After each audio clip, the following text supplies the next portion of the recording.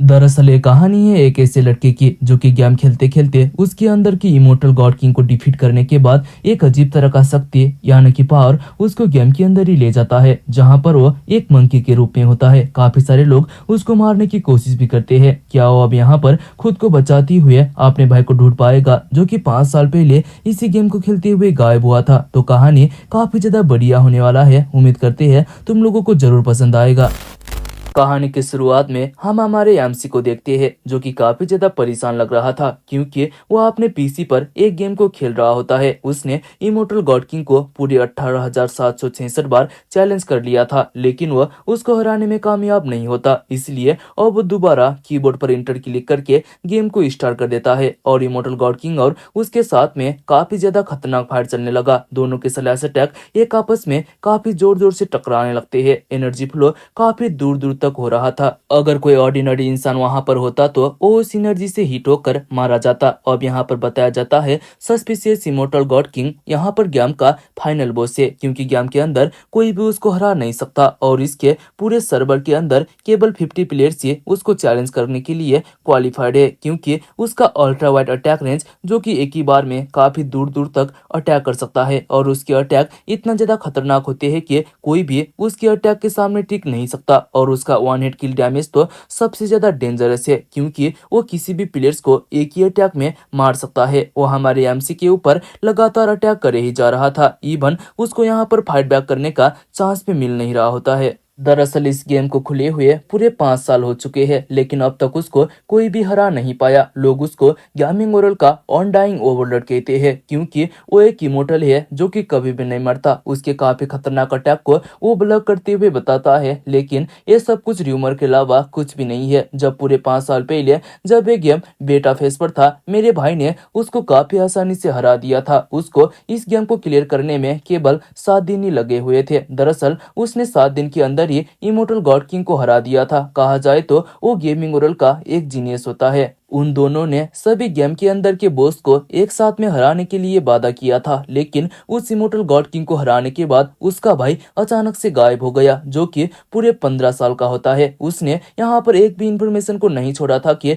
आखिरकार वो कहाँ पर गया है। यहाँ पर किसी को भी पता नहीं होता है कि वो किसकी वजह से अचानक से गायब हो गया, लेकिन हमारे एमसी को लगता है कि उसका भाई इसी गेम की वजह से ही डिसअपीयर हुआ है। इसलिए वो यहाँ पर लगातार सब्सिशियस इमोर्टल गॉड किंग को यहाँ पर चैलेंज कर रहा है, चाहे उसको यहाँ पर हजारों बार इसको रिपीट करना क्यों ना पड़े। लेकिन उसके अंदर अभी भी एक उम्मीद होता है कि वो जरूर उस इमोर्टल गॉड किंग को एक दिन हराएगा। यहाँ पर काफी लंबे समय तक फाइट करने के बाद इमोर्टल गॉड किंग अपने फेस 2 को एक्टिवेट कर देता है। उन दोनों को फाइट करते करते पूरे 5 घंटे बीत जाते हैं, लेकिन अब यहाँ पर पूरे 5 घंटे तक फाइट करने के बाद हमारे एमसी ने आपने सोर्ड से इमोर्टल गॉड किंग के सर को अलग कर दिया। साथ ही में वो यहाँ पर काफी ज्यादा थक भी चुका होता है। उसका शरीर पूरे पसीने से भीग गया था और उसके हाथ भी अच्छी तरह से काम नहीं कर रहे थे, क्योंकि आज जो पहली बार इमोर्टल गॉड किंग के सामने इतने लंबे समय तक बिना मरे टिक पाया था। अचानक से वो थोड़ा हैरान हो गया, क्योंकि इमोर्टल गॉड किंग यहाँ पर अपने सर को अपने पावर की मदद से रीजेनरेट करने लगता है। साथ ही में वो काफी ज्यादा गुस्से में पागल हो गया था, क्योंकि उसको यहाँ पर यामसी को हिट करने का एक चांस भी नहीं मिल रहा था। वो काफी जोर जोर से चिल्लाते हुए कहने लगा, ये मैं यहाँ पर इसको बिल्कुल भी नहीं मानता, क्योंकि मैं यहाँ पर उसको हिट करने में एक बार भी कामयाब नहीं रहा और मैं एक इमोर्टल गॉड किंग हूँ जो कि इस गेमिंग ओरल का एक गॉड है। इसलिए तुम यहाँ पर एक मामूली से इंसान कैसे सोच सकते हो कि तुम मुझे इतनी आसानी से मार पाओगे? तुम मेरे सामने एक चींटी के अलावा कुछ भी नहीं हो। मैं तुम्हें यहाँ पर बिल्कुल भी सक्सेस होने नहीं दूंगा। और वो काफी ज्यादा गुस्से में यामसी को मारने के लिए अपने दोनों हाथ से उसके ऊपर अटैक कर देता है। वहीं पर उसको कुछ भी समझ में नहीं आ रहा था कि आखिरकार यहाँ पर क्या हो रहा है, क्योंकि इतना ज्यादा खतरनाक अवस्था पर भी वो एकदम शांत होता है। ऐसा लगता है उसने यहाँ पर अपने हार को स्वीकार कर लिया है। लेकिन अचानक से वो कहने लगा, मैं यहाँ पर इस तरह से बिल्कुल भी नहीं हार सकता। दरअसल उसके पास अभी भी एक फिनिशिंग मूव बचा होता है और वो थोड़ा पीछे आते हुए अपने शॉट से काफी तेजी से उसके ऊपर अटैक करता करता है। उसका फिनिशिंग मूव इतना ज्यादा पावरफुल होता है कि यहाँ पर इमोर्टल गॉड किंग भी उसको अच्छी तरह से देख नहीं पाया, इसलिए वो उस अटैक से पीछे आ जाता है। लेकिन इतने में ही उसको एक भी चांस ना देते हुए हमारे यामसी ने दोबारा उसके ऊपर स्लैश अटैक कर दिया, जिसके वजह से इमोर्टल गॉड किंग उसके अटैक के सामने सरवाइव नहीं कर पाया और वो इस तरह से मारा जाता है। एमसी के गेम प्ले को देखने के बाद लाइव चैट में सभी लोग उसका तारीफ करने लगते हैं, क्योंकि यहाँ पर उसने इमोर्टल गॉड किंग के सारे अटैक को डॉज करते हुए उसे डिफीट किया था। इमोर्टल गॉड किंग उसको एक बार भी हिट नहीं कर पाया। वहीं पर यामसी को तो भरोसा ही नहीं हो रहा था कि उसने इमोर्टल गॉड किंग को हरा दिया। उसके हाथ पैर यहाँ पर कपने लग चुके थे और वो काफी जोर से टेबल पर हाथ मारते हुए कहने लगा, फाइनली मैंने यहाँ पर एक कर दिखाया। वो काफी ज्यादा खुश होने लगता है, क्योंकि यहाँ पर पूरे 5 साल 8 महीने से इस छोटी सी जगह पर बैठ के इस गेम को खेल रहा था। वो तो यहाँ पर इस गेम को खेलने के लिए अच्छी तरह से काम भी नहीं कर रहा था और बाहर की दुनिया के बारे में तो उसको कुछ भी पता नहीं होता। यहाँ तक कि उसके पेरेंट्स ने भी उससे उम्मीदें रखना छोड़ दिया। लेकिन इतना ज्यादा मेहनत करने के बाद फाइनली वो यहाँ पर सक्सेस हो चुका है और वो देखना चाहता है कि आखिरकार इस गेम के अंदर किस तरह का बिजनेस चल रहा है। अचानक से उसके पीसी के स्क्रीन पर कुछ अजीब तरह का एनर्जी दिखाई देने लगा और अगले ही पल में वहां पर एक इंसान दिखाई देता है और पूछता है, क्या तुम इतने पागलों की तरह मुझे ढूंढ रहे हो? उसको देखने के बाद यामसी काफी ज्यादा हैरान हो गया, क्योंकि वो उसका भाई होता है। वो उस पीसी को अपने दोनों हाथ से पकड़ते हुए अपने भाई को कहने लगा, आखिरकार अब तुम यहाँ पर इस तरह से अपीयर क्यों हो रहे हो और इतने सालों से कहाँ पर थे तुम? बस मुझे अपना पता बताओ कि आखिरकार तुम कहाँ पर हो। मैं अभी तुम्हें ढूंढने के लिए आता हूँ। जहाँ पर उसका भाई अजीब तरह से हंसते हुए कहता है, क्या तुम सच में मुझे देखना चाहते हो? साथ ही में उसकी आंख से एक अजीब तरह का इविल एनर्जी भी बाहर आ रहा था। यामसी यहाँ पर काफी ज्यादा हैरान होते हुए पूछता है, तुम मेरे भाई बिल्कुल भी नहीं हो। उसने कहा, उसका भाई कहाँ पर है? जहाँ पर उस इंसान ने आकर इमोर्टल गॉड किंग के ट्रायल को यहाँ पर ज्वाइन करने के लिए कहा। ट्रायल को ज्वाइन करने के बाद जब वो यहाँ पर इमोर्टल किंग बन जाएगा, वो अपने भाई से मिल सकता है। अचानक से उसका बॉडी भी यहाँ पर डिसअपीयर होने लगा। वो काफी ज्यादा घबराते हुए पूछता है, आखिरकार तुम किस तरह के ट्रायल के बारे में बात कर रहे हो और मेरा भाई कहाँ पर है? ये सब कहने वाले आखिरकार तुम कौन होते हो? लेकिन वो इंसान कुछ भी जवाब नहीं देता। यामसी काफी ज्यादा गुस्से में उसको अपने सवालों का जवाब देने के लिए कहते रह जाता है और वो यहाँ पर कुछ कर भी नहीं सकता था, इसीलिए वो उस इमोर्टल किंग ट्रायल को देने के लिए तैयार हो जाता है। उसका पूरा बॉडी उस पीसी के अंदर यानी कि उस गेम के अंदर चला गया और कुछ समय के बाद उसके यहाँ पर आंखें खुलते हैं तो उसका शरीर काफी ज्यादा दर्द कर रहा था। वो एक अलग की जगह पर पहुंच चुका था। उसके सामने ही एक केव होता है। वो कहने लगा, आखिरकार मैं इस केव के अंदर क्या कर रहा हूँ? साथ ही में उस जगह का हवा भी काफी ज्यादा स्मेल कर रहा था। वो अपने हाथ को देखता है तो काफी ज्यादा हैरान हो गया। साथ ही में उसकी पूंछ और विंग्स भी होते हैं। वो कहने लगा, आखिरकार मैं इस तरह का कैसे बन गया? क्या मैं यहाँ पर एक लो लेवल का मोस्टर बैट मंकी पर कन्वर्ट हो चुका हूँ? अब अचानक से उसको याद आता है उसने इमोर्टल गॉड किंग को हरा दिया और फिर उसका मुलाकात एक दूसरे इंसान के साथ में हुआ जो कि उसका भाई होने का नाटक कर रहा था। उसने कहा कि अगर मुझे अपने भाई से मिलना है तो यहाँ पर इमोर्टल गॉड किंग नाम के ट्रायल पर पार्टिसिपेट करना पड़ेगा और उसके बाद यहाँ पर मेरे कंप्यूटर ने मुझे अपने अंदर ही खींच लिया। इसका मतलब अब मैं यहाँ पर दूसरी दुनिया के अंदर आ चुका हूँ। उस जगह को अच्छी तरह से देखने के बाद उससे ये गेम की तरह ही लगता है, लेकिन उसको ये समझ में नहीं आ रहा था कि आखिरकार वो एक लो लेवल का मंकी क्यों बना। लेकिन अपने दिमाग को पूरी तरह से चलाने के बाद उसको पता चलता है कि यहाँ पर एक लो लेवल के मोस्टर से उसको इमोर्टल गॉड किंग पर ट्रांसफर होना है, जो कि सच में काफी ज्यादा डिफिकल्ट था। वो आगे की तरफ देखता है तो उसको चट्टान में काफी सारे बैट मंकीज छुपे हुए दिखते हैं, इसलिए उन मंकीज को इस तरह से छुपा हुआ देखकर उसको यहाँ पर कुछ खतरा होने का एहसास होने लगा। वो पीछे मुड़कर केव के अंदर देखता है तो उसको काफी स्ट्रांग किलिंग इंटेंट फील होता है। अंदर केव से एक इंसान बाहर आते हुए कहने लगा, आखिरकार यहाँ पर एक व्हाइट मंकी क्या कर रहा है? यामसी को वो इंसान इतना ज्यादा खतरनाक लगता है कि उसके मुंह से अपने आप ही आवाज बाहर निकलने लगा। कहा जाए तो उसको देखने के बाद वो कराने लगता है। अब उसको इस तरह से कराता हुआ देखकर वो इंसान उस मंकी के साथ में खेलने के बारे में सोचने लगा। लेकिन इतने में ही एक दूसरा इंसान बाहर निकल कर बताता है, तुम जल्दी जाकर उसको खत्म कर दो, क्योंकि मैं यहाँ पर उस उस मंकी का मीट खाना चाहता हूँ, क्योंकि उसने आज से पहले व्हाइट मंकी का मांस नहीं खाया था। उसके हाथ पर एक ब्लैक मंकी का विंग भी होता है। वो उसको खाने लगा। यामसी उसको देखने के बाद काफी ज्यादा डर गया, क्योंकि वो ब्लैक मंकी का मांस खा रहा था। वो सोचने लगता है, क्या वो इंसान सच में यहाँ पर मुझे खाना चाहता है। वो दोबारा कराने लगा। वहीं पर एक दूसरा अजीब तरह का इंसान एक प्रिजन के ऊपर बैठा होता है। वो उन दोनों को पागल कहते हुए बताता है, यहाँ पर ये बस ट्रैप हो सकता है, इसलिए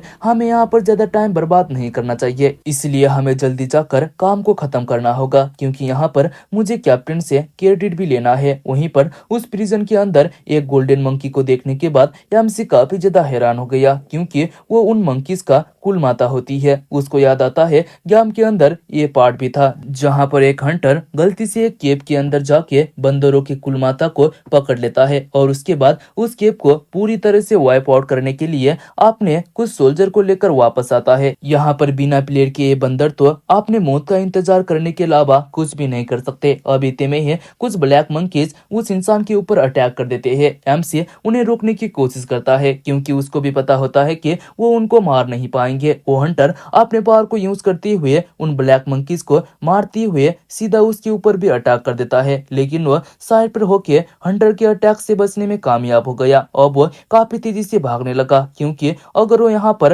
हंटर के एक भी अटैक से हिट होता तो एक ही बार में मारा जाता, क्योंकि वो अभी बस एक लो लेवल का मॉन्स्टर है जो कि कुछ भी नहीं कर सकता। वहीं पर उसके स्पीड को देखने के बाद एक हंटर थोड़ा उससे इम्प्रेस हो गया। वहीं पर दूसरा हंटर जल्दी उसे खत्म करने के लिए बता रहा था, जहां पर वो हंटर हंसते हुए कहता है, यहाँ पर तुम मुझे इतना जल्दी करने के लिए बिल्कुल भी मत बोलो, क्योंकि इस जगह से वापस कैंप पर जाने के बाद कैप्टन कभी भी मुझे इस तरह से खेलने नहीं देंगे। और तुम यहाँ पर देख ही सकते हो कि आखिरकार ये बंदर कितना ज्यादा इंटरेस्टिंग है। वहीं पर हमारा हीरो, जो कि अब एक बंदर है, वो भागते हुए खुद से ही कह रहा था, यहाँ पर ये मोटा इंसान ये सोच रहा है कि मैं एक खेलने की चीज हूँ, इसलिए मैं यहाँ पर चुपचाप बैठकर आपने मौत का इंतजार नहीं कर सकता। इतने में ही वो मोटा हंटर उसके ऊपर स्लैश अटैक कर देता है। एमसी साइड पर होके बड़ी मुश्किल से उसके अटैक को डॉज करने में कामयाब हुआ, और फिर उसको अपने आगे एक लाठी दिखाई देता है। वो ऊपर उछलकर उसको पकड़ते हुए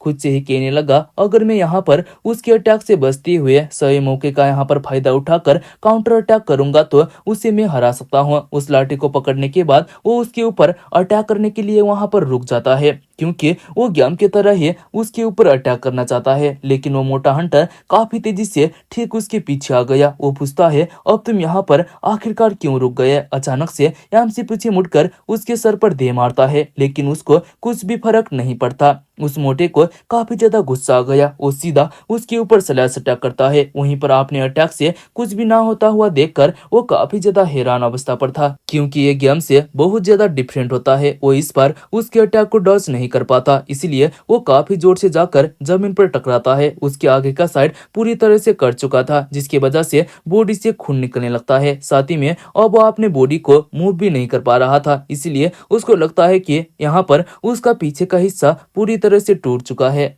अब इतने में ही उस मोटे ने दोबारा उसके ऊपर अटैक कर दिया। इस बार हमारा एमसी बच नहीं पाता और उसका सर पूरी तरह से अलग हो जाता है। उसके मरने के साथ में ही 3 लाइट में से एक लाइट मर जाता है। एमसी एक अलग ही जगह पर पहुंच चुका था। साथ ही में वो काफी जोर से चिल्ला रहा होता है। वो अपने हेड को चेक करने लगा, जो कि सही सलामत होता है। साथ ही में वो दोबारा इंसान के भेष पर वापस आ गया था। और वो कहने लगा, क्या ये बस एक ड्रीम था। सच में मैं यहाँ पर डर से मारा गया था। और वो अपने आसपास पर देखता है तो उसको पता चलता है कि ये उसका ड्रीम बिल्कुल भी नहीं है। उसे लगने लगा क्या अब वो यहाँ पर आफ्टर लाइफ पर आ चुका है। अब उसको वहां पर बाकी काफी सारे लोगों का बॉडी दिखाई दिया, जिनके ऊपर भी उसी तरह का लाइट जल रहा था। यामसी को लगता है वो लोग भी उसके जैसे ही गेम के प्लेयर्स होंगे, जो कि यहाँ पर गेम के द्वारा ही समन किए गए हैं। अब वहां पर उन सभी को देखने लगता है, लेकिन उसको वहां पर अपना भाई दिखाई नहीं देता, इसलिए वो काफी ज्यादा गुस्से में कहने लगा, आखिरकार यहाँ पर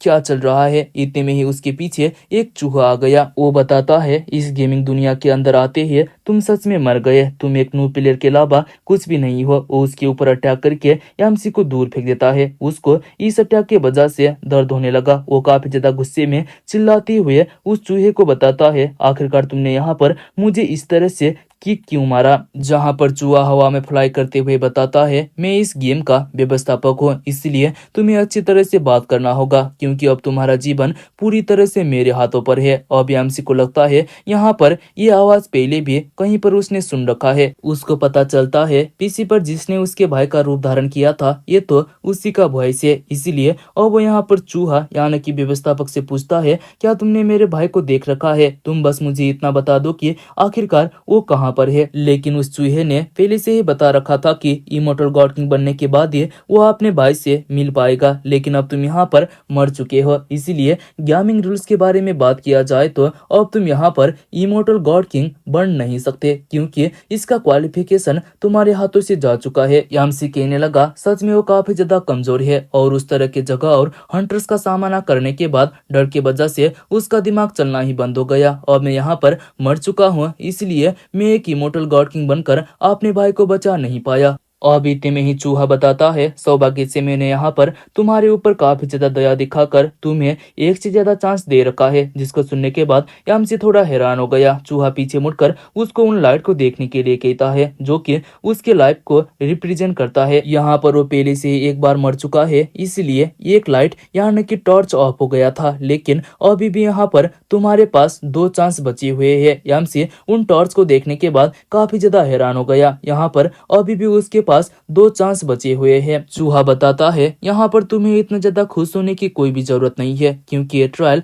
सच में काफी ज्यादा मुश्किल होने वाला है और इमोर्टल गॉड किंग की वजह से ही तुम्हें ये टॉर्च मिल रखे हैं। अगर वो सारे टॉर्च ऑफ हो जाएंगे तो तुम्हारा साल पूरी तरह से मेरे हाथ पर आ जाएगा। अब देखते हैं कि तुम आखिरकार क्या कर पाओगे। वो उससे पूछता है, क्या यहाँ पर तुम्हें डर लग रहा है? जहाँ पर यामसी ना पर जवाब देते हुए कहता है, मैं यहाँ पर अपने भाई को वापस ले जाने के लिए आया हूँ और बाकी चीजों के बारे में बात किया जाए तो मैं उन सभी चीजों से समय आने पर डील कर सकता हूँ। उस चूहे को यामसी का मोटिवेट होना काफी ज्यादा अच्छा लगा। वो अब उसको दोबारा गेमिंग वर्ल्ड पर भेजने के लिए एक पोर्टल को ओपन करने लगा। साथ ही में वो बताता है, यहाँ पर तुम्हें इसलिए समन किया गया है क्योंकि तुमने यहाँ पर सस्पिशियस इमोर्टल गॉड किंग को फाइट में हरा दिया था, इसलिए मैं उम्मीद करता हूँ कि तुम मुझे बिल्कुल भी डिसअपॉइंट नहीं करोगे। यहाँ पर यामसी के ऊपर एक गोल्डन लाइट आकर उसको पूरी तरह से घेर लेता है और वो टेलीपोर्ट होकर दोबारा उसी केव के बाहर पहुंच जाता है। साथ ही में वो यहाँ पर खुद को सही सलामत देखने के बाद थोड़ा खुश भी हो रहा था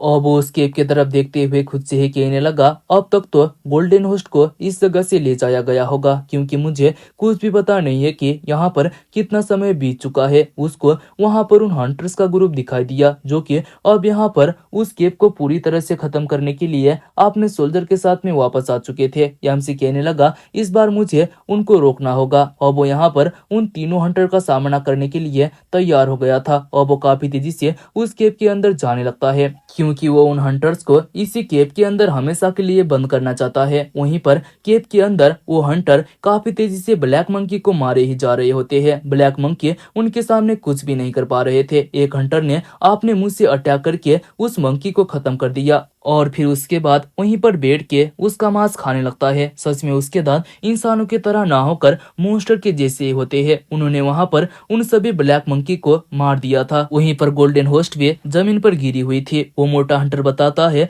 तुम यहाँ पर रास्ते पर काफी ज्यादा परेशान करते हो। सच में तुम बंदरों को मुसीबत खड़ी करना काफी अच्छी तरीके से आता है। वो उसके बाल को पकड़ते हुए खड़ा होने के लिए कहता है। उसने कहा, यहाँ पर ये सब तुम्हारे वजह से ही हो रहा है और क्या तुम इंट्रांस को इस तरह से ब्लॉक करके हमें ट्रैप करने के बारे में सोच रहे हो? इसलिए अब तुम यहाँ पर अपने दोस्तों को बुलाकर जल्दी इस जगह को क्लियर करने के लिए कहो, वरना तुम मुझे ब्लेम मत करना कि आखिरकार मैं तुम्हारे साथ में क्या करता हूँ। वो गोल्डन होस्ट कुछ भी नहीं बोलती। दूसरा हंटर बताता है, यहाँ पर तुम्हें पता नहीं है कि आखिरकार तुम्हारे लिए क्या अच्छा है। मोटा हंटर पूछता है, क्या तुम्हें बच्चे पसंद नहीं है? यहाँ पर विलेजर्स तो तुम्हें यहाँ पर बच्चे के साथ में खेलने नहीं देते, लेकिन ऐसा लगता है आज का दिन तुम्हारे लिए काफी ज्यादा लकी होने वाला है। तुम जाकर उस छोटे से बंदर के साथ में खेल खेल सकते हो। और वो हंटर भी उस छोटे से बंदर की तरफ जाने लगा। गोल्डन होस्ट उसको अपने बच्चे की तरफ जाता हुआ देखकर उससे यहाँ पर ना जाने के लिए बोलती है, लेकिन उस मोटे ने उसको जमीन पर पटक दिया। वो उन हंटर के सामने कुछ भी नहीं कर सकती थी। वहीं पर दूसरा हंटर उस बेबी मंकी के पास चला गया। वो उसको बाहर आके खेलने के लिए कहता है। बेबी मंकी भी काफी ज्यादा खुश होने लगा, क्योंकि एक बच्चे को खेलने के अलावा कुछ भी नहीं चाहिए। लेकिन इतने में ही वो हंटर पूरे मोस्टर की तरह अपने मुंह को खोल के बेबी मंकी को खाने के लिए तैयार हो जाता है। वहीं पर गोल्डन होस्ट चिल्लाती हुए उसे रुकने के लिए कह रही होती है, लेकिन इतने में ही यामसी काफी तेजी से आकर उस मोस्टर के ऊपर अटैक करके उस बेबी मंकी को बचा लेता है। यहाँ पर उस हंटर का मुंह सीधा जमीन पर जाके टकराया था। वो थोड़ी देर के लिए हैरान हो गया, लेकिन उसके बाद उसका मुंह काफी जोर से दर्द करने लगता है। इसलिए वो अपना मुंह पकड़ते हुए कराने लगा। उसे अभी भी मांस के बारे में ही चिंता होता है। वहीं पर उस मोटे को भी थोड़ा अजीब लगता है, क्योंकि उसने थोड़ी देर पहले ही उस व्हाइट मंकी को अपने हाथ से खत्म किया था, लेकिन अचानक से वो दोबारा जिंदा कैसे हो गया। अब उसको लगता है शायद उसने इससे पहले उसी तरह के मॉन्स्टर को मारा होगा, जो कि यामसी की तरह ही लगता है। और वो फिर बताता है, यहाँ पर इमोर्टल गॉड किंग ने एक प्लेयर को समन किया था, जिसको मैंने पूरे 3 बार अपने ही शॉट से खत्म किया, तब जाकर वो दोबारा यहाँ पर नहीं आया। क्या तुम भी यहाँ पर उसी की तरह हो? वहीं पर यामसी उस छोटे से मंकी को यहाँ पर लाकर जमीन पर रखता है। मोटे हंसते हुए कहता है, लेकिन हमें इस चीज के बारे में भूल जाना चाहिए। अगर तुम सच में अपने मौत से नहीं डरते हो तो मुझे भी यहाँ पर थोड़ा सा मेहनत करना पड़ेगा, लेकिन तुम आखिरकार मेरे हाथों से ही मरोगे। इतना कहकर वो काफी तेजी से जाकर यामसी के ऊपर अटैक कर देता है। उसका स्पीड इतना ज्यादा तेज होता है कि वो दोबारा अपने शॉट से उसके गले को काटने ही वाला था, लेकिन इतने में ही वो भी उसी तरह से नीचे झुककर उसके शॉट को डॉज करने में कामयाब हो जाता है। और वो काफी तेजी से अपने हाथ से उस मोटे के ऊपर अटैक करने के लिए आगे बढ़ता है, क्योंकि अगर व्हाइट मंकी के बारे में बात किया जाए तो उसका स्पेशल स्पीड होता है। शायद इसीलिए उसको यहाँ पर व्हाइट मंकी पर ट्रांसफॉर्म किया गया है। वो कहता है, अगर मैं यहाँ पर इस बॉडी को अच्छी तरह से इस्तेमाल करूंगा तो मैं उस मोटे को यहाँ पर हरा सकता हूँ। और वो काफी तेजी से उसके अटैक से बचते हुए उसके शोल्डर पर अपने हाथ से स्क्रैच मारने में कामयाब हो जाता है। उसके घाव से खून निकलने लगा, इसलिए वो उस बंदर की स्पीड को देखने के बाद थोड़ा हैरान हो गया। वहीं पर यामसी सोच रहा था, यहाँ पर मैंने जितना सोच रखा था उसका स्किन तो उससे भी ज्यादा कमजोर है। मोटे अजीब तरह से हंसते हुए कहने लगा, अब तुम यहाँ पर थोड़ा स्मार्ट बन चुके हो, और तुम्हें भी बहुत अच्छी तरीके से पता है कि हम दोनों के बीच में पावर का काफी ज्यादा गैप है, इसलिए तुमने यहाँ पर इस तरह से फाइट करने के बारे में सोच रखा है। सच में अब यहाँ पर ये फाइट काफी ज्यादा इंटरेस्टिंग हो चुका है। अब वो काफी ज्यादा एक्साइटेड होते हुए सीधा अपने शॉट से उसके ऊपर अटैक करने के लिए आगे बढ़ता है। वहीं पर उस मोटे को इतना ज्यादा एक्साइटेड देखने के बाद यामसी भी अपने पंजे से उसके ऊपर काफी ज्यादा अटैक करते हुए पूछता है, क्या आप तुम यहाँ पर इसको हैंडल कर पाओगे? यामसी का अटैक इतना ज्यादा तेज और पावरफुल था कि यहाँ पर मोटे के पूरे शरीर पर कट लग जाता है। उसके पूरे बॉडी से खून निकलने लगा। वो काफी ज्यादा हैरान होते हुए अपने शॉट से मंकी के ऊपर अटैक करता है, लेकिन यामसी काफी तेजी से उसके अटैक से बचते हुए पीछे आ गया। वो खुद से ही कहने लगता है, यहाँ पर जैसा कि मैंने सोच रखा था, वो साइज में काफी ज्यादा बड़ा होने की वजह से उसका स्पीड ज्यादा नहीं है, लेकिन उसके अटैक सच में काफी ज्यादा खतरनाक है। उसका एक अटैक मुझे यहाँ पर मार सकता है। वो उस मोटे को यहाँ पर इमोर्टल गॉड किंग के साथ में कंपेयर करने लगा, लेकिन वो फिर बताता है, मैं यहाँ पर इस जैसे कमजोर और पागल को इमोर्टल गॉड किंग के साथ में कैसे कंपेयर कर सकता हूँ, जिसका यहाँ पर कोई भी कंपैरिजन नहीं है। वहीं पर मोटे के बॉडी पर काफी सारा कट लगने की वजह से वो थोड़ा थक गया था। वो लंबी लंबी सांस लेते हुए बताता है, यहाँ पर मेरे पूरे बॉडी के अंदर कुछ हो रहा है, जैसे कि कुछ चींटियां चल रहे हो। वो काफी जोर जोर से गुस्से में चिल्लाते हुए कहने लगा, क्या तुम्हारे पास बस इतनी ही ताकत है? अगर तुम्हारे अंदर इतना ज्यादा स्ट्रेंथ है तो तुम मुझे एक ही बार में खत्म कर दो, वरना अगर तुम मेरे हाथ में आओगे तो मैं तुम्हें एक भी दया ना दिखाकर मार डालूंगा और तुम्हारे सर को पूरी तरह से क्रश कर दूंगा, और उसके बाद देखते हैं कि आखिरकार तुम दोबारा किस तरह से रिवाइव हो पाओगे। यामसी थोड़ा अपना एटीट्यूड दिखाते हुए बोलता है, अगर तुम्हें मरने का इतना ही ज्यादा शौक है तो मैं इसको जरूर पूरा कर दूंगा। अब वो काफी तेजी से उसके चारों तरफ अपने पंजे से अटैक करने लगा। उसका अटैक और स्पीड इतना ज्यादा तेज होता है कि यहाँ पर मोटे उसके सामने कुछ भी नहीं कर पाता, उसका पूरा शरीर कटने लगता है। वो काफी जोर से चिल्लाते हुए अपने एनर्जी को रिलीज करता है और वो यहाँ पर काफी ज्यादा घायल हो चुका था, क्योंकि उसके बॉडी पर हजारों यहाँ पर कॉट लग चुके होते हैं। वो काफी जोर से जमीन पर गिरा। वहीं पर उसका हालत देखने के बाद एक हंटर काफी ज्यादा हैरान हो गया। दूसरा हंसते हुए कहता है, आखिरकार यहाँ पर क्या हो रहा है और हमारा गॉड ऑफ वार इस तरह से कैसे हार सकता है? सच में तुमने एक बंदर को भी मार नहीं पाया। वहीं पर मोटे काफी ज्यादा घायल उनको बताता है, यहाँ पर तुम मेरा मजाक उड़ाना बंद करो। क्या तुम मुझे इस तरह से मरते हुए देखना चाहते हो और क्या तुम मेरी मदद नहीं करोगे? लेकिन वो छोटा सा हंटर और भी ज्यादा खतरनाक था। वो मदद करने के लिए तैयार हो जाता है। वो आगे आते हुए अपने पास जो लेग पीस था उससे सीधा यहाँ पर एमसी के ऊपर अटैक कर दिया, लेकिन वो अपने जगह से बिल्कुल भी नहीं हिलता, क्योंकि उसका टारगेट वो बंदर ना होकर मोटे होता है। उस लेग पीस को अपने तरफ आता हुआ देखकर वो काफी ज्यादा डर गया और वो लेग पीस सीधा आकर मोटे के सर के ऊपर गिरता है, जिसके वजह से मोटे यहाँ पर इस तरह से मारा जाता है। एक हंटर को तो कुछ भी समझ में नहीं आता। वहीं पर दूसरा हंटर काफी जोर जोर से हंसते हुए मोटे से माफी मांगते हुए बताता है, यहाँ पर मैंने गलती से तुम्हारे सर को हिट कर दिया। इस तरह से उसने अपने ही टीममेट को यहाँ पर खत्म कर दिया था। वो एमसी को बताता है, यहाँ पर अब मास्टरमाइंड मर चुका है, इसलिए हमें ज्यादा फाइट करने की कोई भी जरूरत नहीं है और हम तुम्हें गोल्डन होस्ट को वापस कर देंगे, इसलिए तुम भी हमें इस जगह से जाने दे दो। एमसी कहता है, ये सुनने में काफी अच्छा लग रहा है, क्योंकि हम इस तरह से काफी सारे मुश्किल हालात को खत्म कर सकते हैं, लेकिन मैं यहाँ पर तुमसे एक छोटा सा फेवर चाहता हूँ। वो आगे की तरफ जाके उस मोटे के सोड को अपने पैर से ऊपर उछालते हुए कहता है, मैं गेम के अंदर अपने सोड में काफी ज्यादा अच्छा था। हालांकि मेरे पास कोई भी खास तरह का टेक्निक नहीं था, मैं बस गेम के अंदर बॉस को अपने सोड से काटता रहता था। हालांकि मैं यहाँ पर ग्रेट सोर्स को ठीक ठाक चला लेता हूँ, लेकिन मैंने अभी तक इस दुनिया के अंदर एक भी गेम नहीं खेला है। क्या यहाँ पर सोड के साथ रियल फाइट करने में काफी ज्यादा मजा आता है, इसलिए तुम यहाँ पर इस तरह से नहीं जा सकते, क्योंकि मैं यहाँ पर कुछ प्रैक्टिस करना चाहता हूँ और ये प्रैक्टिस तब तक चलेगा जब तक हम दोनों में से कोई एक नहीं मर जाता। इतना कहकर अब वो काफी तेजी से उनके ऊपर अटैक करने के लिए आगे बढ़ता है। अब उन दोनों के पास भी फायर बैक करने के अलावा कुछ भी उपाय नहीं था। वो दोनों भी यहाँ पर अटैक करने के लिए आगे बढ़ते हैं, लेकिन यहाँ पर एमसी ने एक हंटर के पेड़ पर अपना शॉट घोंप दिया और फिर काफी सारा स्लैश अटैक करके उसे खत्म कर देता है। दूसरा हंटर हंसते हुए कहता है, अब तुम यहाँ पर मेरा लेग पीस खाने के लिए तैयार हो जाओ। दूसरा हंटर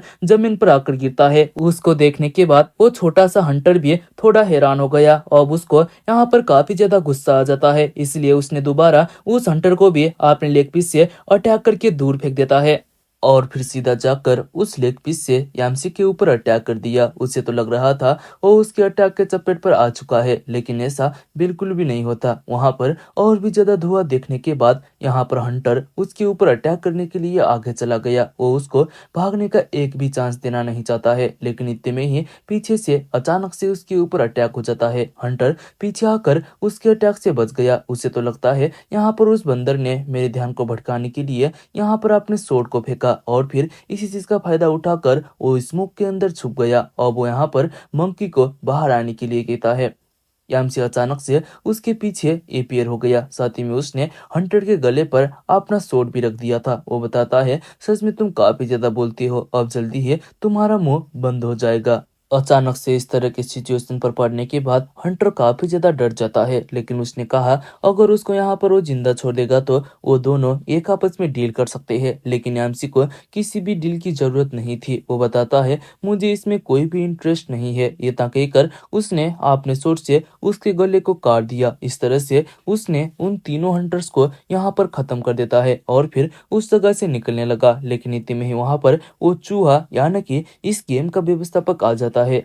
वहीं पर उन तीनों को मरा हुआ देखकर ओएमसी का तारीफ करते हुए बताता है, सच में तुमने यहाँ पर पहले स्टेज को काफी जल्दी पास कर लिया है। शायद इमोर्टल गॉड किंग ने किसी गलत इंसान को चूज नहीं किया था। उस हंटर के बॉडी को देखते हुए वो बताता है, यहाँ पर स्टोन कोल्ड मर चुका है। आमतौर पर जब बाकी प्लेयर्स यहाँ पर आते हैं सबसे पहले वो थोड़ा ब्रेक डाउन लेते हैं और मैंने ये कभी भी उम्मीद नहीं किया था कि तुम इतना ज्यादा शांत होगे। ऐसा लगता है कि तुम यहाँ पर पहली बार किसी को नहीं मार रहे हो, क्योंकि ऐसा लगता है कि तुम यहाँ पर इस काम पर अच्छी तरह से एक्सपीरियंस हो।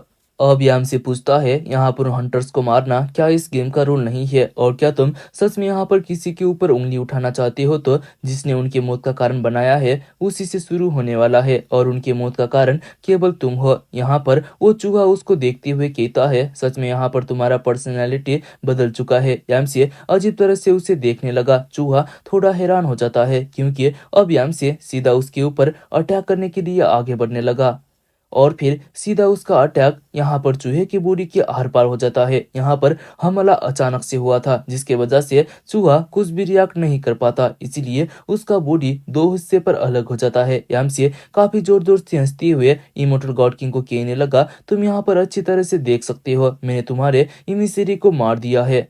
आखिरकार तुम जैसे कमजोर को इमोर्टल गॉड किंग कौन कहता है? अगर तुम्हारे अंदर हिम्मत है तो तुम खुद आकर मेरे साथ में फाइट कर सकते हो। मैं यहाँ पर तुम्हें खत्म करने के बाद पूरी तरह से इमोर्टल बन जाऊंगा। मतलब यहाँ पर वो दो तीन यहाँ पर हंटर्स को मारने के बाद यहाँ पर उसके अंदर काफी ज्यादा जोश आ चुका था। इतने में ही वो दोबारा काफी ज्यादा हैरान हो गया क्योंकि दो हिस्से पर यहाँ पर कट जाने के बाद भी चूहा बोल रहा था। वो कहता है, तुम एक बदमाश इंसान हो, ना तो मैं किसी गॉड किंग का इमिसरी हूँ, ना तो यहाँ पर मैं कोई सुअर हूँ। सच में तुम काफी ज्यादा एरोगेंट हो, इसीलिए तुम्हें मेरे पावर को टेस्ट करना पड़ेगा। उसकी बॉडी से काफी अजीब तरह का मॉन्स्टर हैंड निकल कर बाहर आता है। उसने सीधा यामसी के ऊपर अटैक कर दिया, जिसको देखने के बाद वो डर जाता है, इसीलिए वो भागने लगा, लेकिन वो उस हैंड के सामने बच नहीं पाता। उस चूहे का अटैक इतना ज्यादा पावरफुल होता है कि यामसी सीधा जमीन को चीरते हुए नीचे चला गया। चूहा पूछता है, क्या आप तुम्हें यहाँ पर अच्छा फील हो रहा है?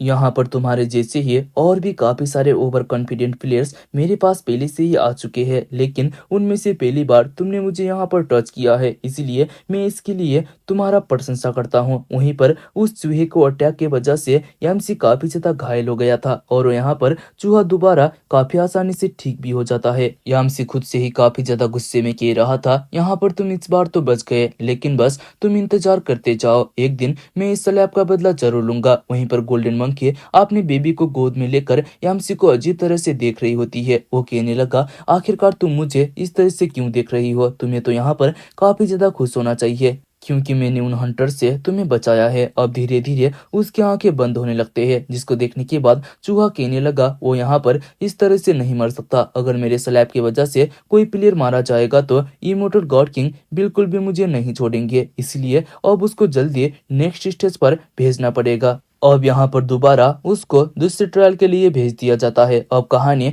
पास्ट पर जाता है, जहाँ पर हमारा एमसी अपने पीसी पर गेम खेल रहा था, लेकिन एक मॉन्स्टर ने उसके ऊपर अटैक करके उससे खत्म कर दिया, और फिर उसके गेम के अंदर के कैरेक्टर को खाने लगता है, जिसकी वजह से वो काफी ज्यादा परेशान हो जाता है क्योंकि उसने इसी गेम को 20 से ज्यादा बार खेल लिया था, लेकिन वो एक बार भी उस वाइल्ड डक को हरा नहीं पाया। वो अब उस गेम को ट्रैश बोलने लगता है। वहीं पर उसका भाई चेयर में बैठकर खाना खा रहा था, इसलिए यामसी उससे पूछता है, क्या तुम मुझे यहाँ पर सिखा सकते हो कि इस गेम को किस तरह से इजी वे से खेला जा सकता है, क्योंकि मैं हर बार यहाँ पर एलिमिनेट हो रहा हूँ। जहाँ पर उसका भाई खाना खाते हुए बताता है, यहाँ पर क्या तुम्हें पता है कि गेम खेलने के लिए किसी ट्रिक की जरूरत पड़ती है, इसलिए तुम पूरी अंधी तरीके से दुश्मन के ऊपर रश करके यहाँ पर गेम को नहीं जीत सकते हो, और जीतने के लिए केवल एक सीक्रेट है। जहाँ पर यामसी उस सीक्रेट के बारे में पूछता है, उसका बड़े भाई ने कहा, अगर तुम यहाँ पर एक बार फेल हो जाती हो तो और भी ज्यादा प्रैक्टिस करने की जरूरत है। अब अचानक से कोई इंसान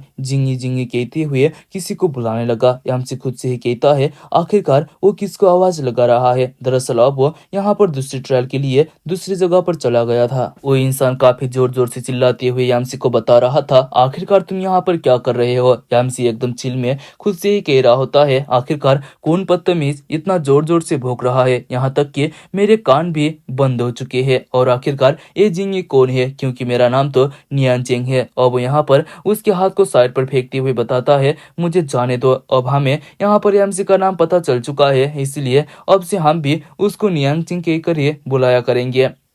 अब आपने आगे काफी सारे हंटर्स को देखने के बाद नियांचेंग थोड़ा डर गया, क्योंकि उसे लग रहा था वो यहाँ पर हंटर उसको मारने के लिए आए हुए हैं। वो उसके ऊपर अटैक करता है, लेकिन इतने में ही एक इंसान उसके हाथ को पकड़ते हुए काफी गुस्से में कहने लगा, आखिरकार तुम यहाँ पर क्या कर रहे हो? और क्या तुम इस जगह पर पागल हो चुके हो? और क्या तुम इस तरह की हरकतें करके हमारे टीम से बाहर जाना चाहते हो? उसके मुंह से ये सब सुनने के बाद नियान चेंग काफी ज्यादा हैरान होते हुए सोचने लगा, क्या मैं यहाँ पर हंटर्स की टीम पर हूँ? अब वो अपने हाथ और बोरी को देखता है तो काफी ज्यादा हैरान हो गया, क्योंकि अब वो यहाँ पर दोबारा एक इंसान बन चुका था। वो खुद से ही कहता है, क्या मैं यहाँ पर दोबारा दूसरी जगह पर आ चुका हूँ? और ऐसा लगता है इस जगह का नाम ब्रोकन क्लिफ वैली है। और ऐसा लगता है उस ब्याट मंकी के केप के स्टेज को पास करने के बाद मैं दूसरे स्टेज पर आ चुका हूँ। वो इंसान नियांचेंग को बताता है, यहाँ पर तुम काम के पहले दिन ही अच्छे से काम नहीं कर रहे हो। जब तुम विलेज पर वापस आओगे मैं तुम्हें अच्छी तरह से सबक सिखाऊंगा। दरअसल वो उनका कैप्टन होता है। इतने में ही एक इंसान नियांचेंग को एक वेपन देते हुए यहाँ पर प्रॉपर तरीके से काम करने के लिए कहता है, ताकि यहाँ पर कैप्टन दोबारा उसके ऊपर गुस्सा ना हो। और इसके अलावा तुम्हारे लिए गार्ड टीम पर शामिल होना इतना आसान भी नहीं था, इसलिए यहाँ पर तुम्हें अच्छी तरह से काम करना चाहिए। नियांचेंग भी उस वेपन को पकड़ते हुए उसे थैंक्स कहता है। अब इतने में ही एक माउंटेन से एक हंटर फ्लैग को दिखाते हुए उन लोगों को कुछ सिग्नल भेजता है, जिसको देखने के बाद एक हंटर कैप्टन को बताता है, ऐसा लगता है यहाँ पर माउंटेन के आगे कुछ हो रहा है, क्योंकि फ्लैग के सिग्नल को देखते हुए उन्हें पता चल चुका था कि यहाँ पर फिश वुल्फ्स आ चुके हैं, जो कि हमारे लिए काफी ज्यादा बुरी बात है। कैप्टन ने उस लड़की को यहाँ पर पैनिक ना होने के लिए कहा, क्योंकि उसको इसके बारे में पहले से ही पता होता है। और वो अपने सभी मेंबर को बताता है, यहाँ पर मोस्टर फिश वुल्फ हमारे ऊपर अटैक करने के लिए आ रहे हैं, इसलिए सभी लोग फाइट करने के लिए तैयार हो जाओ। और वो यहाँ पर उन मोस्टर को अलग अलग ग्रुप पर बांट के यहाँ पर उनके ऊपर अटैक करने के लिए कहता है। वहीं पर नियांचेंग भी थोड़ा डर गया और वहां पर वो मोस्टर भी आ जाते हैं। उन लोगों को लग रहा था कि वो मोस्टर पूरे अपने ग्रुप के साथ में आएंगे, लेकिन वहां पर तो केवल 3 मोस्टर ही उनके तरफ आ रहे थे, जिसको देखने के बाद कैप्टन थोड़ा हैरान हो गया। अब वो यहाँ पर एक ही साथ में उनको मारने के लिए उन मोस्टर के ऊपर अटैक कर देते हैं, लेकिन वो मोस्टर भी थोड़ा पीछे आते हुए फाइट बैक करने के लिए तैयार हो जाते हैं। उन्होंने एक मोस्टर के ऊपर अटैक करके सीधा उसको जमीन पर गिरा दिया, लेकिन जब यहाँ पर कैप्टन दोबारा अपने दोनों शॉट से दूसरे मोस्टर के ऊपर अटैक करता है तो उस मोस्टर ने अपने मुंह से उसके अटैक को रोक दिया और वो यहाँ पर काफी जोर से कराने लगा। वो इतना ज्यादा स्ट्रांग था कि कैप्टन भी थोड़ा दूर जाकर गिरता है। वहां पर उसके सभी मेंबर जमीन पर गिर चुके थे और वो मोस्टर आगे की तरफ जाने लगा, जिसको देखने के बाद कैप्टन नियांचेंग को उस मोस्टर को खत्म करने के लिए कहता है। वहीं पर उस मोस्टर को अपने नजदीक देखने के बाद नियांचेंग थोड़ा डर गया, क्योंकि गेम के अंदर हर बार इसी तरह का मोस्टर उसको मारा करता था। और वो फिर अपने भाई की बातों को याद करता है, अगर तुम यहाँ पर एक बार हार जाती हो तो तुम्हें काफी मेहनत के साथ में ट्रेनिंग करना होगा। उसके बाद यहाँ पर नियांचेंग को पता चल गया था कि उस मोस्टर को किस तरह से हराया जाता है। अगर सामने कोई खुद से ज्यादा स्ट्रांग दुश्मन हो तो हमें यहाँ पर हतार हतार पर उनके ऊपर अटैक ना करके सबसे पहले उनकी वीकनेस को ढूंढना पड़ेगा। अब इतने में ही उस मोस्टर ने नियांचेंग के ऊपर अटैक कर देता है, लेकिन वो ऊपर उछलती हुए उसके अटैक से बचने में कामयाब हो गया और फिर वो सीधा अपने स्पीड से उसके ऊपर अटैक कर देता है, जिस जगह पर यहाँ पर उस मोस्टर को काफी ज्यादा दर्द होता है। वहीं पर नियांचेंग के अटैक को देखने के बाद बाकी हंटर काफी ज्यादा हैरान होते हुए उसे देखने लगते हैं। अपने सर पर अटैक होने की वजह से उस मोस्टर को काफी ज्यादा दर्द होने लगा। वो पूरी तरह से पागल की तरह भागते हुए उन्हीं लोगों की तरफ आने लगता है, जिसकी वजह से नियांचेंग ने उन सभी को यहाँ पर रास्ते से हटने के लिए कहा। उस मोस्टर को अपनी तरफ आता हुआ देखकर वो लोग भी यहाँ पर चिल्लाते हुए भागने लगते हैं। वहीं पर नियांचेंग ने अपने स्पीयर को बाहर निकालकर दोबारा उसके मुंह पर अटैक कर दिया। वहीं पर बाकी लोग सोच रहे थे क्या हमें उसकी मदद करना चाहिए, क्योंकि वो मोस्टर वहां पर पागल हो चुका है।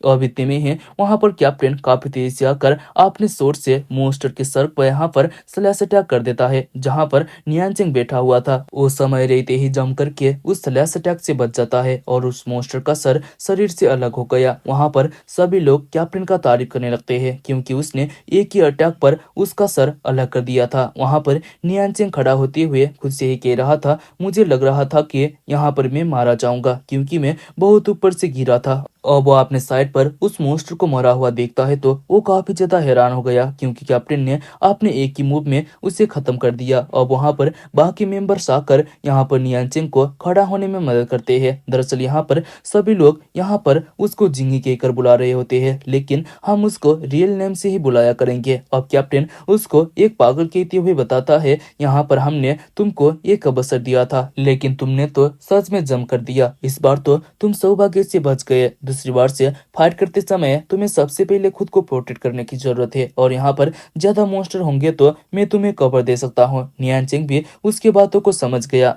कैप्टन उसकी एबिलिटी को देखने के बाद सभी लोगों को बताता है, यहाँ पर अब जिंगी भी ऑफिशियली रूप से गार्ड यूनिट का यहाँ पर पार्ट बन चुका है, इसलिए कोई भी इंसान उसको परेशान और उसका मजाक उड़ाया नहीं करेंगे। सभी लोग कैप्टन की बातों पर हाँ पर जवाब देते हैं। वहीं पर एक दूसरा हंटर नियांचेंग को बताता है, आज तुम्हारा पहला दिन है, लेकिन पहले ही दिन में तुमने कैप्टन को इम्प्रेस कर दिया। सच में ये काफी ज्यादा बढ़िया है। नियांचेंग भी थोड़ा हंस रहा था, और वो लोग थोड़ी देर में उस जगह को पूरी तरह से क्लीन करने के बाद उन मॉन्स्टर को ले जाकर वापस आने लगते हैं। वहीं पर नियांचेंग खुद से ही कह रहा था, यहाँ पर सरवाइव करना ही इमोर्टल किंग का दुनिया है। और वो कुछ समय के बाद यहाँ पर डुआन्यून नाम के जगह पर पहुंच जाते हैं, जहां पर नियांचेंग ने गेम के अंदर पूरे 20 मॉन्स्टर के साथ में फाइट किया था, इसलिए वो यहाँ पर कभी भी इसको भूल नहीं सकता। अगर मैं यहाँ पर सही हूँ तो जल्दी ही वो मॉन्स्टर हंटर के ऊपर अटैक कर देंगे और उनके बीच में काफी खतरनाक बैटल शुरू होगा। इसलिए बिना प्लेयर की मदद से ये सारे यहाँ पर हंटर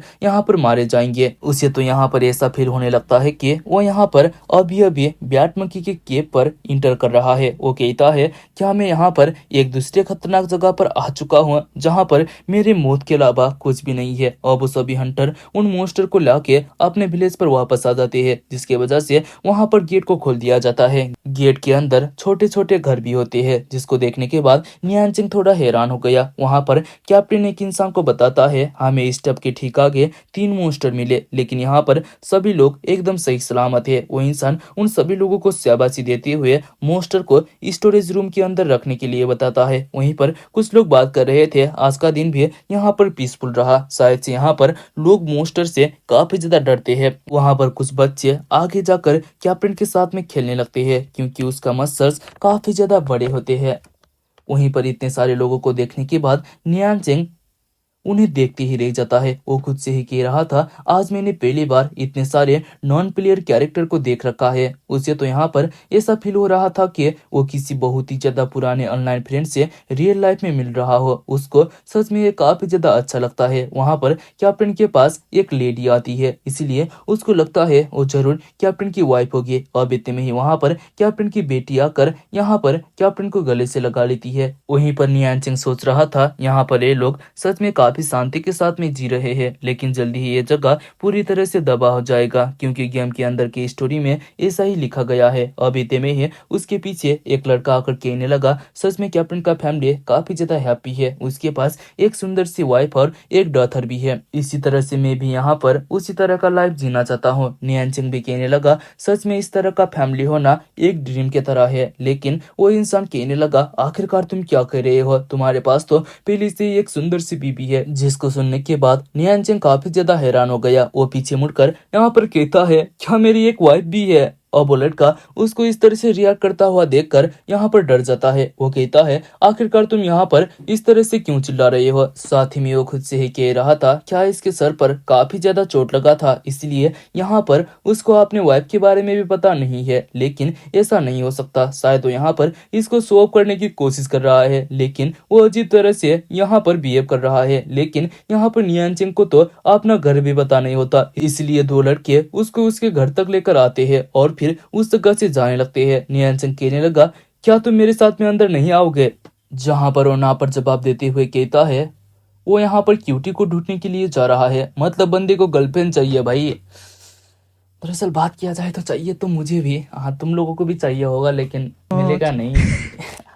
वहीं पर नियांचेंग उन्हें रोकने की कोशिश कर रहा था, लेकिन वो चले जाते हैं। वो यहाँ पर इतना ज्यादा डर चुका था कि उसके पास घर के अंदर जाने का हिम्मत ही नहीं हो रहा था। अब वो खुद से ही कहने लगता है, मैं कभी भी लड़कियों से अच्छी तरह से बात भी नहीं कर सकता हूँ। मैं अपनी फैमिली के अंदर तो काफी मुश्किल से बात किया करता था, बाकी लड़के जो मेरे एज पर होते हैं वो सभी गर्लफ्रेंड बनाकर यहाँ पर बंदी के साथ में बात करते हैं, लेकिन मैं लड़के के साथ में यहाँ पर घूमता रहता हूँ। यहाँ तक कि मेरे दोस्तों मुझे गे समझते थे, क्योंकि मैं लड़कियों से बात करने में काफी ज्यादा शर्माता था। लेकिन अब यहाँ पर अचानक से मेरे पास मेरी वाइफ है, ये तो सच में काफी ज्यादा हो गया। यहाँ पर मुझे उसके साथ में अपना बेड भी शेयर करना पड़ेगा। मतलब अब मैं यहाँ पर ज्यादा लंबे समय तक वो नहीं रहूंगा। मतलब समझ रहे हो बंदा क्या कहने की कोशिश कर रहा है। मतलब वो ज्यादा लंबे समय तक वर्जिन नहीं रहेगा।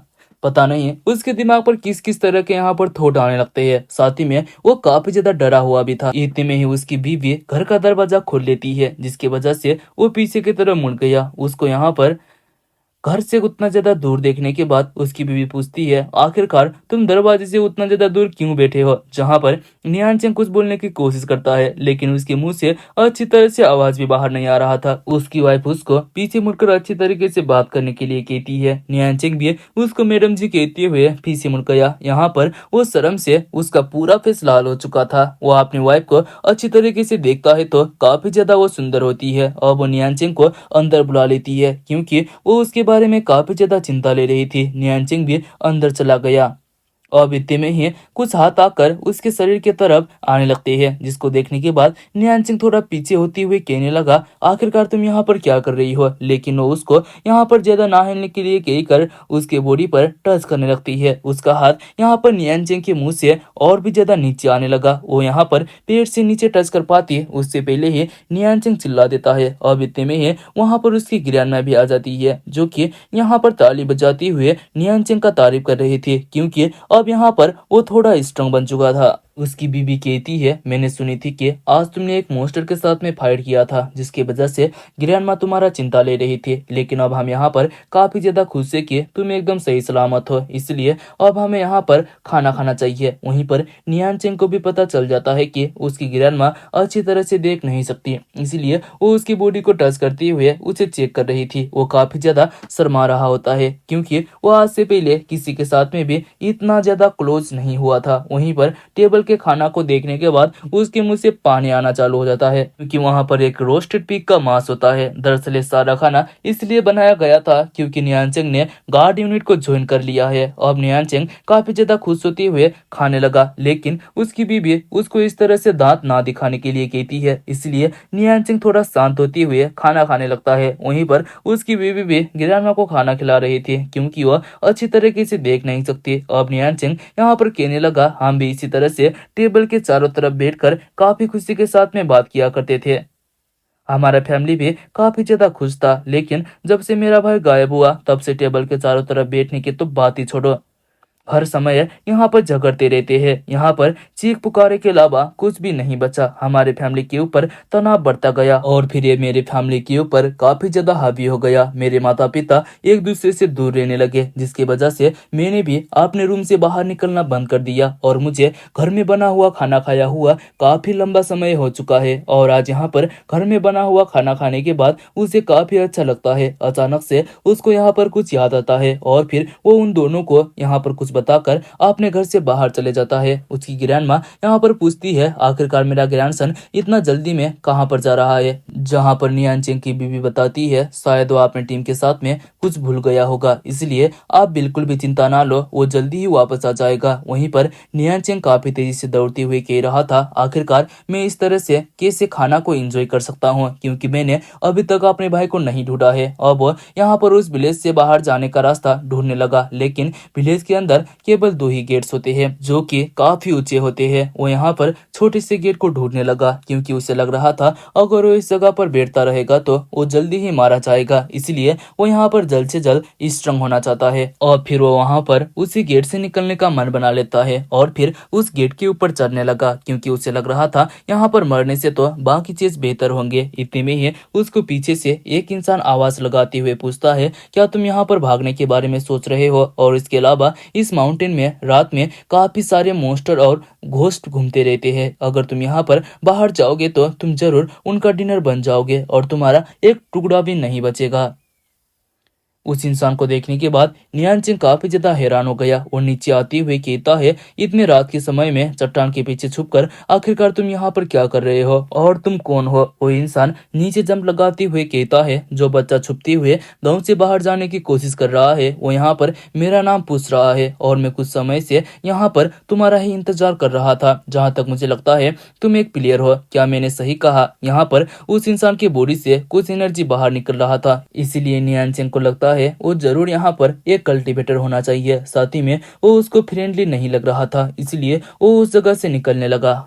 लेकिन वो इंसान नियांचेंग को ऐसे ही जाने देने वाला नहीं था। वो काफी तेजी से उसके आगे जाकर उसको बताने लगा, अभी अभी तो हम दोनों मिले हुए हैं, इसलिए हमें थोड़ी देर तक बात करना चाहिए। नियांचेंग अपने हाथ से उसके ऊपर पाम अटैक करता है, लेकिन वह काफी आसानी से साइड पर होते हुए यहाँ पर बताता है, सच में तुम काफी ज्यादा बेताब हो रहे हो, इसलिए तुमने मुझे यहाँ पर अपने पाम से अटैक किया। अब वो नियांचेंग को पटक कर जमीन पर फेंकते हुए बताता है, शायद तुम इस तरह से पाम स्ट्राइक करना चाहते थे। नियांचेंग जोर से जाकर जमीन पर गिरता है। वो इंसान को यहाँ पर बुरा भला कहते हुए कहने लगा, ये तो सच में साफ साफ दिखाई दे रहा है कि ये शैडो थ्रो है। अब वो इंसान यहाँ पर कहने लगा, मैं यहाँ पर अपने आप को रोक नहीं पाया, क्या तुम ठीक हो? वहीं पर नियांचेंग खुद से ही कह रहा था, उस इंसान ने जानबूझकर ये सब किया है, यहाँ पर पेट से मेरा खाना लगभग बाहर आ गया था। वो इंसान बताता है, तुम्हें यहाँ पर इतना ज्यादा परेशान होने की कोई भी जरूरत नहीं है, क्योंकि मैं विलेज चीफ हूँ और मैं तुम जैसे यहाँ पर प्लेयर्स को गाइड करने के लिए यहाँ पर बैठा हूँ। नियांचेंग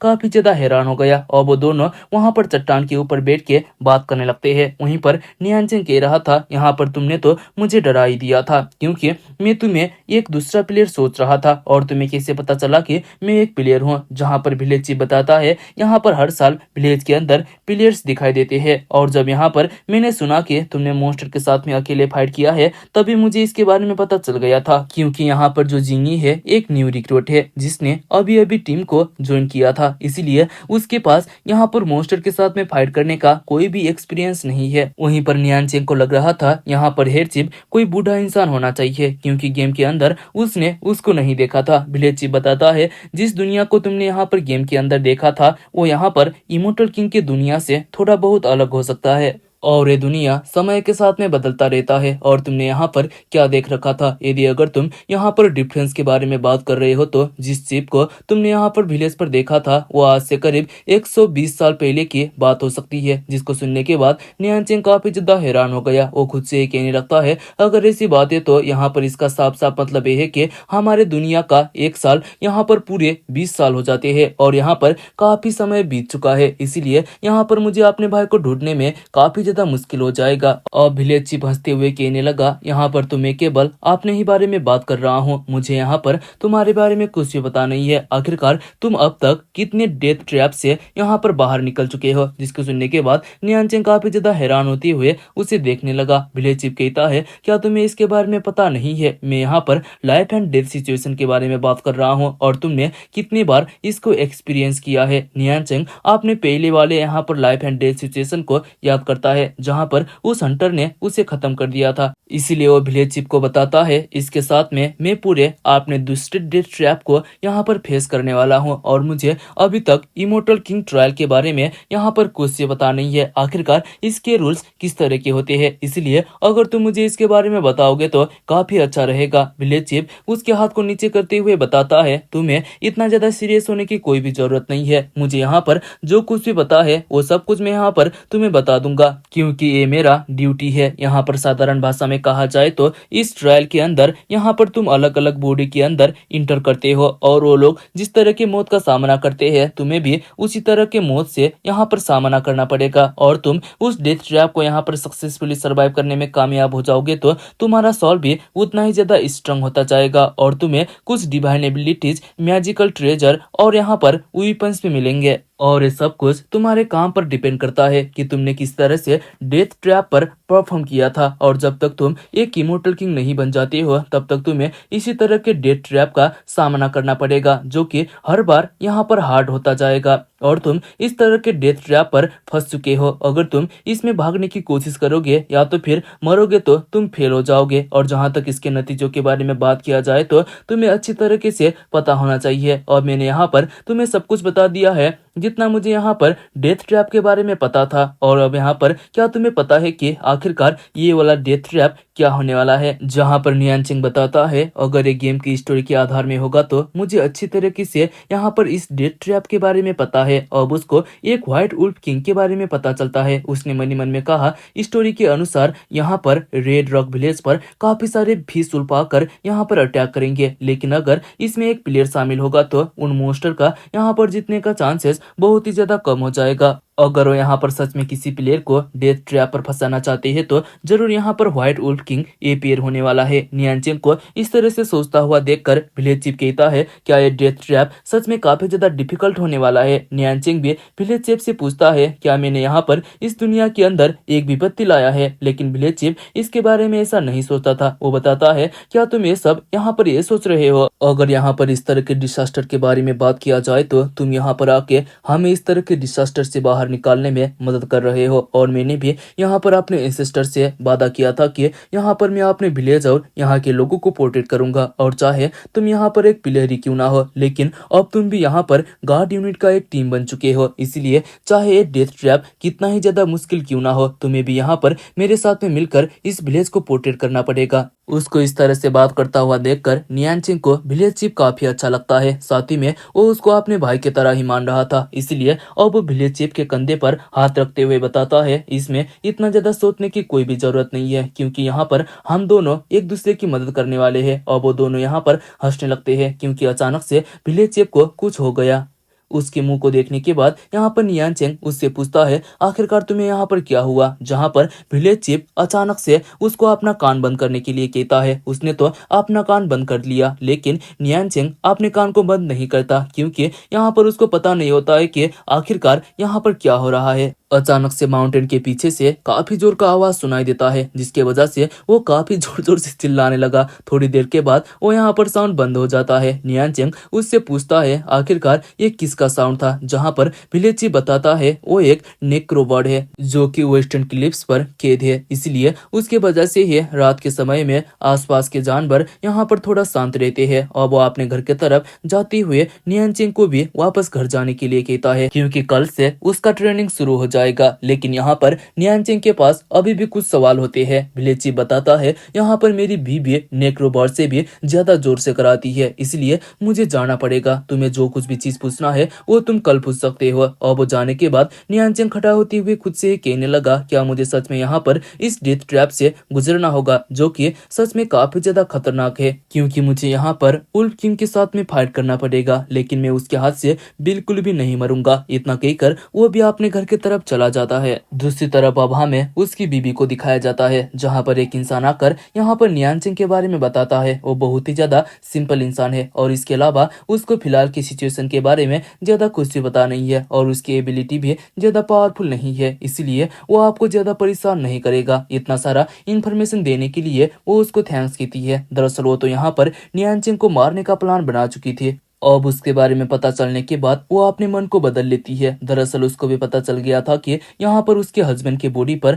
कोई प्लेयर है। अब यहाँ पर पूरे 7 दिन बीत जाते हैं, जहाँ पर नियान चेंग को रेड रॉक विलेज पर रहने का आदत बन गया था। वो यहाँ पर एक जगह पर सोया हुआ था, लेकिन इतने में ही यहाँ पर विलेज चीफ की वाइफ काफी जोर जोर से कराते हुए उसके पीछे पड़ी होती है, क्योंकि विलेज चीफ रात में यहाँ पर गायब हो गया था और काफी लेट घर पर आया था, इसलिए उसे लग रहा था कि वो रात में किसी लड़की के साथ में था। जहाँ पर विलेज चीफ भागते हुए बता रहा था मैंने यहाँ पर कुछ भी गलत काम नहीं किया है, लेकिन उसकी वाइफ काफी ज्यादा गुस्से में कहती है अभी भी तुम्हारे बॉडी पर परफ्यूम का स्मेल आ रहा है और यहाँ पर तुम्हारी हिम्मत कैसे हुई मुझसे इस तरह से जवान चलाने की। इतना कहकर वो उसको काफी दूर फेंक देती है। वहीं पर उन दोनों को देखने के बाद यहाँ पर हमारा एमसी कहने लगता है जैसा कि विलेज चीफ ने कहा था, यहाँ पर उसकी वाइफ तो नेक्रोबर्ड से भी ज्यादा खतरनाक है, लेकिन उसके कंपैरिजन पर मेरी वाइफ सच में काफी ज्यादा अच्छी है। इतने में ही वहाँ पर उसकी वाइफ आकर उसको बताती है आज विलेज का यहाँ पर गार्ड करने का काम तुम्हारा है, इसलिए तुम्हें जल्दी ही माउंटेन पर जाना पड़ेगा। दरअसल यहाँ पर रेड रॉक विलेज के अंदर 2 गार्ड टीम्स है। जो कि हर 10 दिन में बारी बारी विलेज को गार्ड किया करते हैं। यहाँ पर जो टीम गांव का सुरक्षा करता है वह अपने चौकी पर रहते हैं, बाकी टीम यहाँ पर काफी ज्यादा कड़ा मेहनत करते हैं। अब इतने में ही वहां पर एक लेडी आकर नियांचेंग को हेलो बोलती है, क्योंकि वो उसके यहाँ पर टीममेट होती है। यहाँ पर वो दोनों पहले बार विलेज को गार्ड करने के लिए जा रहे थे। उसको देखने के बाद नियांचेंग काफी ज्यादा हैरान हो गया, क्योंकि यहाँ पर उन दोनों के बीच में लड़ाई होने वाला था। नियांचेंग काफी जोर से चिल्लाते हुए कैप्टन को कहने लगा, यहाँ पर तुम जानबूझकर चीफ की वाइफ के साथ में मेरा फाइट करवा रहे हो। जहाँ पर कैप्टन कहने लगा, आखिरकार तुम इस तरह से क्यों चिल्ला रहे हो, क्योंकि वो भी हमारे टीम के अंदर ही आती है और हम यहाँ पर तुम्हारा फाइट उसके साथ में इसीलिए करवा रहे हैं क्योंकि तुम एक न्यू मेंबर हो। साथ ही में वो अपने मन ही मन में हंस रहा होता है। अब उन दोनों के बीच में यहाँ पर फाइट स्टार्ट कर दिया जाता है, जहाँ पर नियांचेंग को यहाँ पर कुछ भी ना करता हुआ देखकर चीफ की वाइफ पहले उसके ऊपर अटैक करती है। उसके अटैक को देखने के बाद नियांचेंग थोड़ा डर जाता है। वो थोड़ा पीछे आकर उसके अटैक से बच गया, लेकिन जो मुक्का जमीन पर लगा था वहां पर एक खड्डा बन जाता है। उसके इस तरह के अटैक को देखने के बाद यामसी सोच रहा था, यह तो सच में काफी ज्यादा खतरनाक है। अगर कोई आम इंसान को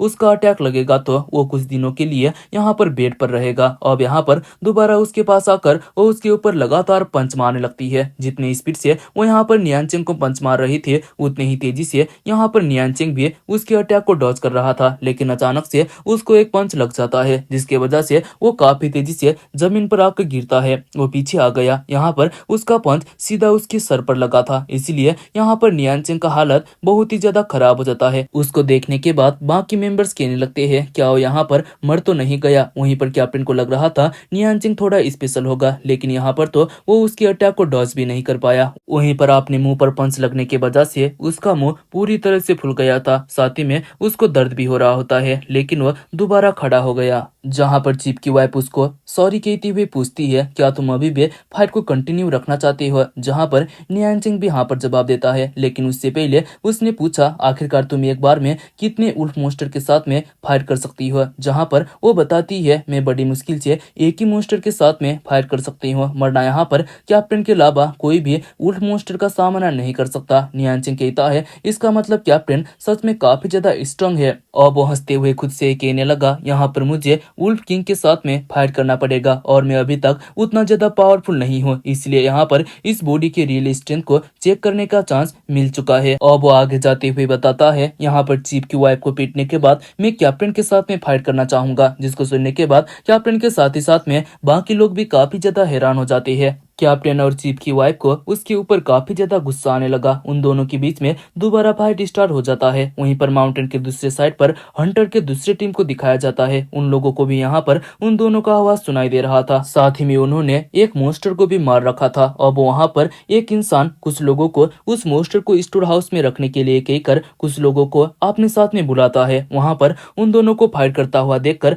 वो काफी ज्यादा हैरान हो गया, क्योंकि चीफ की वाइफ यहाँ पर हार रही थी। उस मोटी को काफी ज्यादा गुस्सा आ गया, इसीलिए वो पूरी तरह से पागल हो जाती है और वो सीधा ऊपर उछलकर उसके ऊपर अटैक कर देती है। वहां पर नियांचेंग उसके सामने काफी छोटा लग रहा था। अगर वो उसके अटैक को यहाँ पर डॉच नहीं कर पाएगा तो यहाँ पर मारा जाएगा। और इसी के साथ में आज का ये एपिसोड यहीं पर खत्म हो जाता है। और ये ऑनगोइंग सीरीज है, जब इसके नेक्स्ट पार्ट आएंगे, नेक्स्ट चैप्टर आएंगे, हम जल्दी ही डाल दिया करेंगे। तब तक के लिए बाय बाय। और इसके जो हमारा दूसरे सीरीज का नेक्स्ट एपिसोड भी जल्दी आने वाला है, उसको भी देख लेना, बहुत अच्छा है।